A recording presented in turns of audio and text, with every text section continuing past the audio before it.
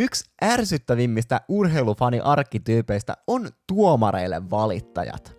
Siis kyllä te tiedätte sen kaveri, joka on aina ensimmäisenä hävityn pelin jälkeen itkemässä, että oltais voitettu, jos ei olisi ollut maksettu tuomarit. Ei kun te olisitte voittanut, jos te olisitte pelannut paremmin. Kyllä mä ymmärrän, että epäoikeudenmukaisuus on sellainen tunne, minkä moni ihminen, minä mukaan lukien, kokee tosi vahvasti. Mutta ei tuomarivirheille oikein voi mitään, niin kauan kuin tuomarikin on vaan ihminen. Mutta mitä jos se ei olisi? Lopputulos on esimerkiksi näissäkin jalkapallon MM-kisoissa käytössä oleva VAR. Ja siis tää ärsyttää mua enemmän kuin ne tuomarivirheet, jotka tän piti korjata. Se ei johdu siitä, etteikö tää teknologia toimis. Pallon sisällä on kaiken maailman antureita ja tilanteita voi katsoa 10 eri kuvakulmista jälkikäteen. Tällä jos jollain saadaan nämä tuomiot oikein. Mutta sitten sitä käytetään ihan miten sattuu. En mä nyt uskalla mennä ihan niin pitkälle, että sanoisin tätä käytettävän puolueellisesti. Toki ei sekään kauheasti yllättäisi, kun kyse on kuitenkin niin tunnetusti korruptoituneesta organisaatiosta kuin FIFA. Mutta tämän käytölle ei kyllä tunnu olevan minkäännäköistä logiikkaa. Kaverit saattaa pelata niin kuin jotkut pervitiinisumuissa olevat ninjat.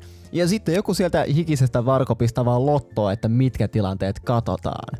Niinku mistä lähtien sä oot jalkapallossa voinut vaan dropkikkailla porukkaa ja sit sitä ei edes tarkisteta jälkikäteen. Rikkeitä tunnutaan koko aika jättävän huomiotta, mikä ei siis sinänsä olisi niin iso ongelma, jos ne tuomiot tehtäis vaan sen pääerotuomarin silmän ja tulkinnan mukaan.